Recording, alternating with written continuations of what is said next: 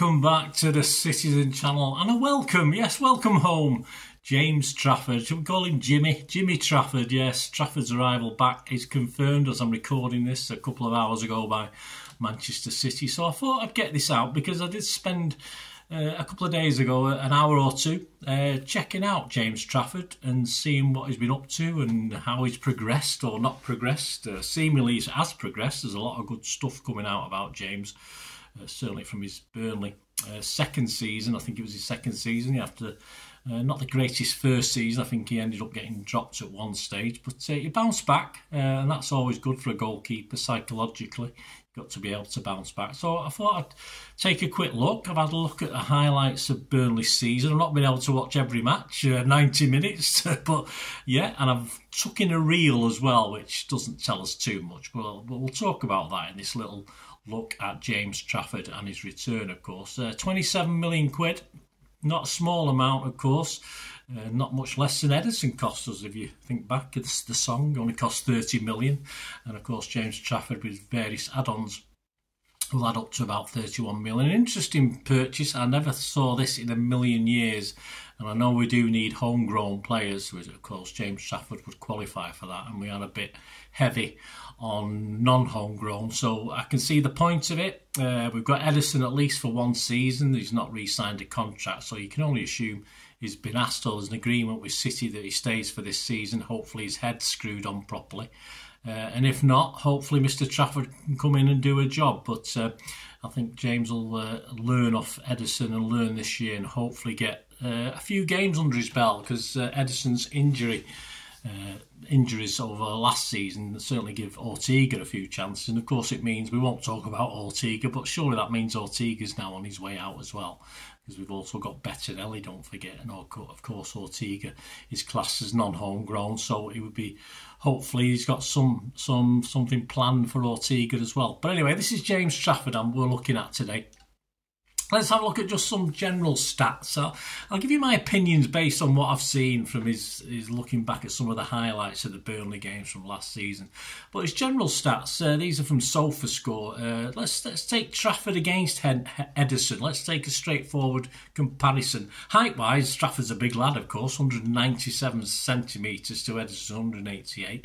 His last season's SofaScore ratings for Trafford was 7.04. Now, I always find the SofaScore rating is a little bit high, so that's 7.04. But if you look at Ederson's rating for last season, it was 7.05. So, you know, despite people moaning and groaning about Ederson, he did have a good season. In fact, if you looked at my Player of the Year for the Premier League, Ederson was actually the Manchester Evening News top player last season on averages. He was a bit further down my list, but he wasn't top on the Manchester Evening News.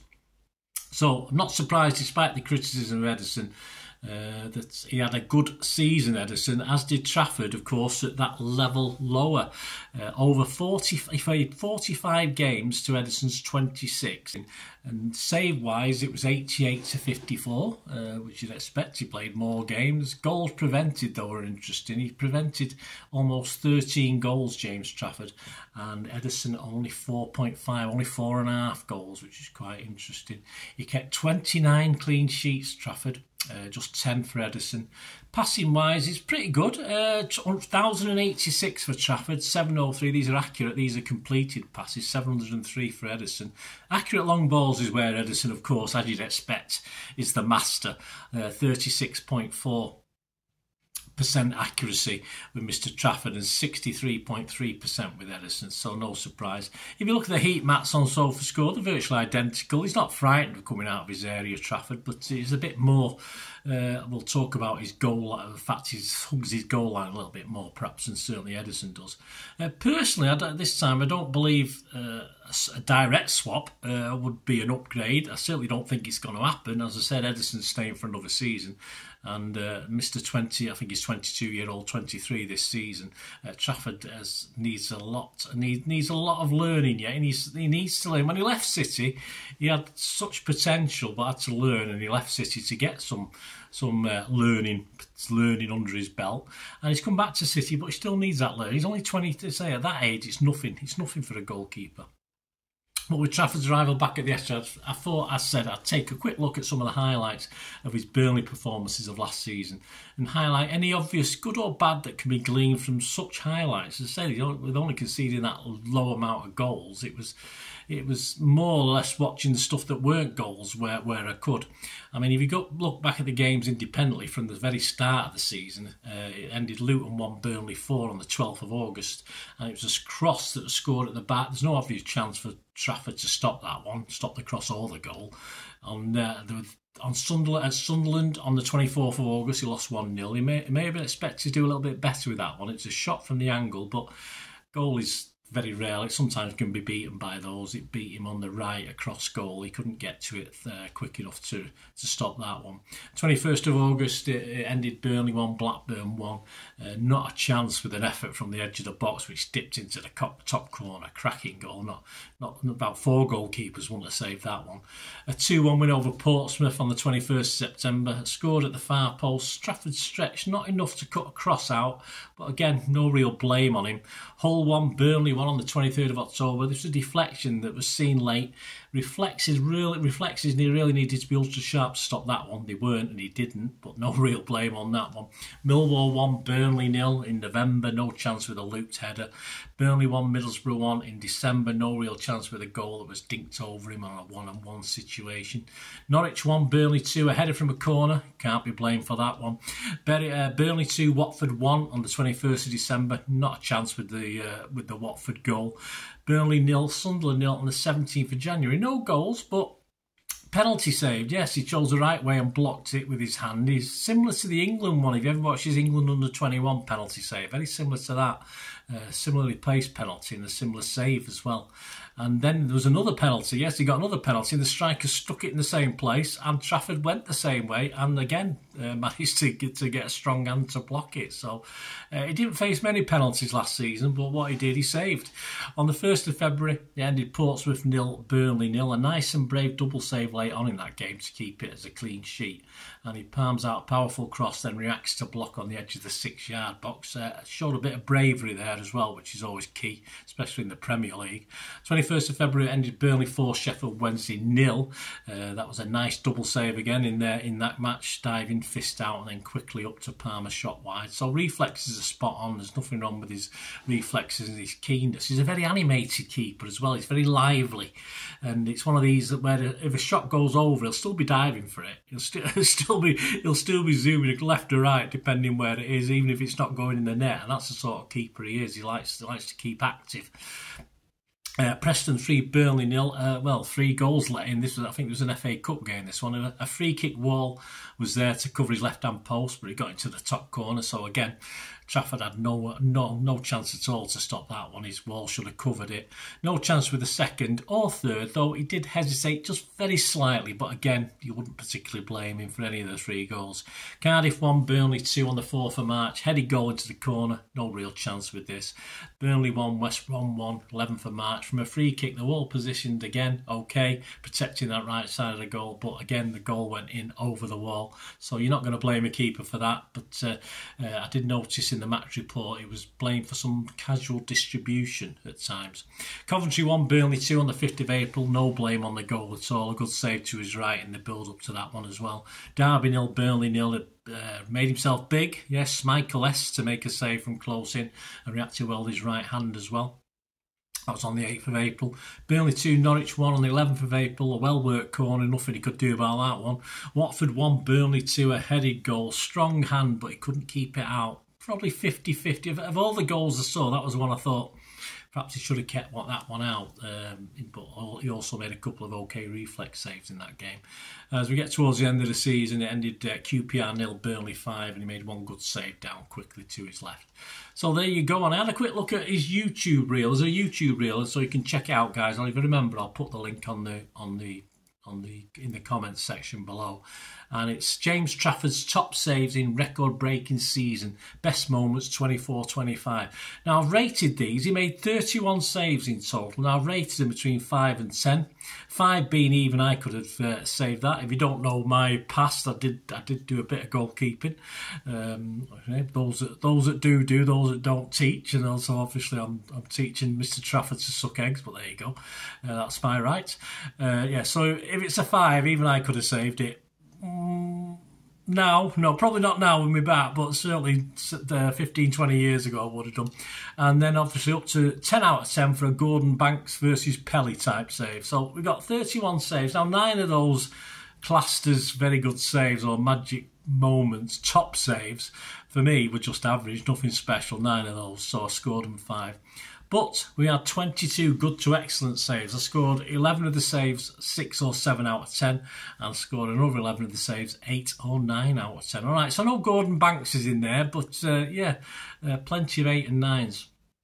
And some of last season's overall SofaScore stats. Goals conceded 16. I think Ederson's equivalent was 26 in less games, so he's ahead there.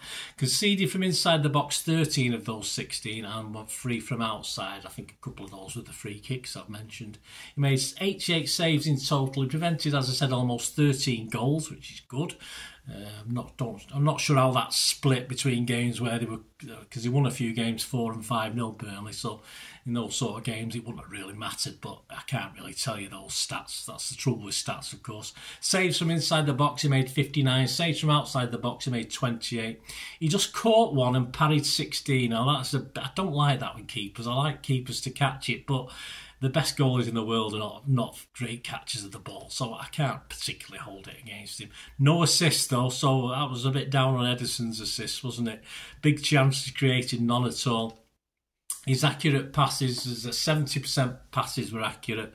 In his own half, 94%, but into the opposition half, only 22%. I think Ederson's probably would have been better. Long balls accurate, 32%, so 1 in 3. So again, not fantastic. Clean sheets, 29. That is impressive. Errors leading to a shot, just 2. This is all last season, don't forget. Errors leading to a goal, 0. So there you go. We do with that, couldn't we? Got 8 yellow cards. Well, a lot of that was for supposed time wasting, which you'll have to be on with this 8-second rule. You'll have to be careful, won't it? So there you go. Mr. Trafford, very animated keeper. A lot of dramatic movement, which is unnecessary, but it's pent-up energy. He's a young lad, nothing wrong with that. As I say, when the ball's well wider over, he's still scampering across, even though he knows it's not going to go in. Now, that a more mature keeper would just probably leave it. Yeah, I've got that covered, no problem, it's going wide. But there's nothing wrong with that. There's nothing wrong with that keenness. The big difference with Ortega and Ederson's style is probably that they're a bit less animated. He's a bit more animated than those two. He is a goal line keeper. He does like to keep near his goal line. Personally, I always like my keepers to be a little bit off it on to the 6-yard box, even when the ball's on the edge of the area. You know, it's positioning. So even when the ball is sort of 30 yards from goal, he's very close to his goal line, which is fair enough. It's how a lot of keepers play it these days. I don't particularly like it. That's a personal preference. And of course, when you hug your goal line, if the ball does end up as a cross and headed into a corner, you haven't really got the sort of angle to make potential saves, and it sort of goes in the net and there's nothing you can do about it. Commanding his box, he doesn't. He's a tall lad, but he's not happy, as not many keepers are coming. He rarely comes for corners or crosses. When he does, he doesn't look very confident about it. He's a big lad height-wise, but he's not got a big presence. That's the problem. But again, let's say it doesn't. It's a problem with keepers. You can't just say James Trafford is not as good as such and such because of this. Of course, I've been looking at keepers like Costa and Chevalier, stuff like this, and he's very, very reminiscent for the style. He's very reminiscent. Well, he's nowhere near as good yet, but he's very reminiscent of their style. And of course, Edders or Ortega don't command their areas either, so it's no big deal. That doesn't mean it's a problem. But as I said, when he does come for a cross, it's not convincing. He tries. His fisting out's okay, but not great. But of course, with some better delivery into the box and set pieces in the Premier League than there is in the Championship, it could be a problem he faces if he ends up having to play in the Premier League, if problems with Ederson, etc. And one of my critiques of Ortega and Ederson is he's not great at saving with the feet when the need arises. Now, I'm not seeing a lot of that in the highlights I've seen, but I've seen one or two bits of it where he's happy enough to do it. He's a big lad, so sometimes it's easier just to save with your feet than trying to get your hand down to save the ball. So hopefully he's okay, but I said I can't be conclusive. It's pretty inconclusive on that because I haven't seen enough. And of course, another critique is, of course, holding the ball from shots, which he likes to palm out, which is fair enough. If you're a lucky keeper, you'll get away with it. Not many keepers do hold the ball, but Ederson is excellent at holding the ball with shots, even greasy balls and stuff like that. He's very, very good, Ederson, but I don't think he's up to that standard. But Ederson is a bit of an odd one out on that. He's quite capable, Ederson, of doing that more than perhaps some of the best goalkeepers in the world. There you go. I mean, 22 is no age. He's 23 this season.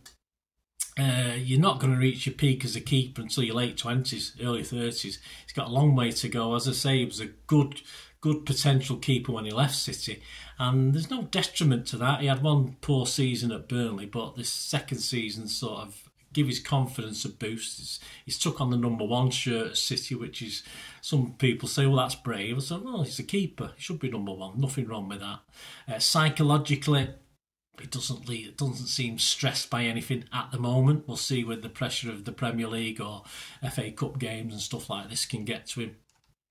And yeah, his presence in goal is that of a keen gun keeper, but he still lacks that bit of maturity that some of the top keepers like Donnarumma, of course, people like that have got in spades, you know. But he's got a lot of years ahead of him, and he's got to be nurtured. He can't just be thrown in. If City fans think he's going to come in and start working wonders for us guys, don't even think that. He's not going to do this. He needs to be brought along this season. If he's dropped in it as #1 for the season after, hopefully he would have learnt enough, but at this point in time, that's a hell of a learning curve he's got to go on at the moment, based on what I've seen anyway, my personal opinion. So hopefully he won't get plunged in. Ederson will be injured. He got quite a few injuries last season. I think Ortega played about 15 games, did he? Something like that. So, of course, he will find himself with plenty of match time. But if City are to go for major honours and we're left in the position where Ederson is unavailable for whatever reason and James is our #1, I don't think the pressures would be good. I don't think we can have that sort of pressure on James at this point in time. It's far too early for that. So yeah, as a good quality potential of a keeper, that's what he is, and he still is, even at 22, because that's, as I said, no age. I'm not overly impressed with the goalkeeping coaches at City. I'm not too sure how much he can learn from there that he's not going to learn in himself, playing games and doing his own thing and learning himself. That's part and parcel of it. It's all right having coaches, but as a keeper, as a player, it's how much time you devote yourself into it. I'm sure James Trafford will devote time to sort of looking at himself. And yeah, you can't compare him to the Costas Chevaliers of this world. Donnarumma's only 26, and PSG have kicked him out. Well, seemingly kicked him out and got Chevalier in, haven't they? So that's an interesting one. Martinez, you know, everyone you like Martinez if he plays for you. You can't stand him if he plays against you. So he's got a long way to go. As far as an England keeper to go, he's not got any rush to be England keeper. He's got potential. He's been in the squad. He's not actually had a full cap as yet, but yeah, he's got lots of potential. I think that's what we have to say about James Trafford. 27 million is a lot of money to pay for potential. He's not going to be stuck in straight away, guys. And as I said, City fans, please be patient. He's certainly not going to come in and start blowing everyone away and saving things left, right, and centre. He'll do a good job, but he's not. You know, he doesn't need any extra pressure really to what he'll be under. But he's a confident lad, so hopefully that confidence will continue. So. Interesting move by City. I would have preferred perhaps putting 50 or 60 million on a right back or something, but again, as I said, with the homegrown quota at the moment, it was probably the right way to go, on the basis that City think he's our future goalkeeper, or Pep does, although Pep probably is not going to be there much longer, is he? So who knows what will happen. So 27 million doesn't sound a lot particularly, does it? But it probably is for what we've got and what we'll get out of it this season. But it'll be interesting to see. I'll keep you updated, of course, I will all season. And of course, with my player ratings, there'll be special looks at the keeping side, as I have been doing with Edison over the last few games, because he's been getting a lot of criticism. And I will be honest and open about James Trafford as well. But welcome, mate. Welcome back to City anyway. And all well and good. Let us know your views, guys. As I say, I have a little... I wouldn't say I have expertise, but I have a little bit more knowledge of the goalkeeper than criticising a midfielder or a centre forward. But yeah, so I like to sort of have a good look at keepers, and I've had a good look at James Trafford, and he's fine. Lots of potential, but not quite yet. As far as sticking him in and winning the Champions League and the FA Cup and the treble and the quadruple and everything else, so it's probably be too much pressure, that. So we might have to wait a season or two for that. Thanks for watching, guys. Please, if you like the content, smash those buttons, it'd be wonderful. And of course, if you want to help support the channel, or if you just want to get in touch with me, there are ways of doing that. All I ever ask is you keep watching and listening. Thanks for that, guys. Hope you enjoyed the feature anyway. And please, if you can, give us a thumbs up, give us a like. That'd be wonderful. And if you're not already a subscriber, it'd be great if you could subscribe. It's absolutely free. Also, check out all my social media links. They'll be in the description and comments below if you want to follow me on TikTok, Instagram, X, Facebook. We can chat on there and do all things City, of course. Also, if you're into film and TV, don't forget, a lot of this channel is film and TV stuff. I love me film and TV like I do City. So if you're into that, have a look. Or if you know someone who might not be that bothered about the football but likes film and TV, give them a kick in my direction. I'll be very grateful.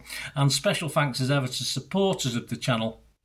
Piat6505, they've got a little eBay shop selling film and TV memorabilia mainly, including books, magazines, posters, lots of posters, and they do have some City stuff as well that they've purloined off me over time, so there'll be a few bits and pieces, probably more going on as well. So have a look at Piat6505 on eBay.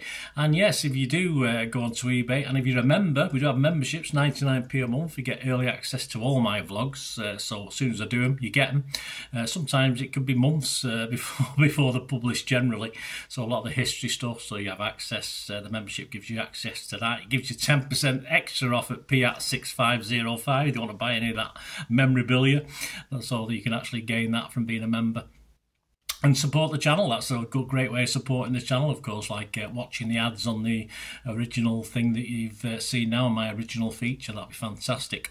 So yeah, also, before we go, podcasts. If you like your podcasts, I do a podcast with Mike Long in South Korea. It's called Bolt from the Blue, in our 8th season. Yeah, we've had some good fun on there. We're trying to have a bit of humour, generally look at City's games as and when we play them, have a look back. So please check out that. It's on Soundcloud, Spotify, all good places you get your podcasts from. There you go, guys. Thanks for watching. Hope you enjoyed everything about this feature, and you didn't mind me asking you about this at the end. And please, all I ever ask for you is to stay safe, everyone, especially you Blues.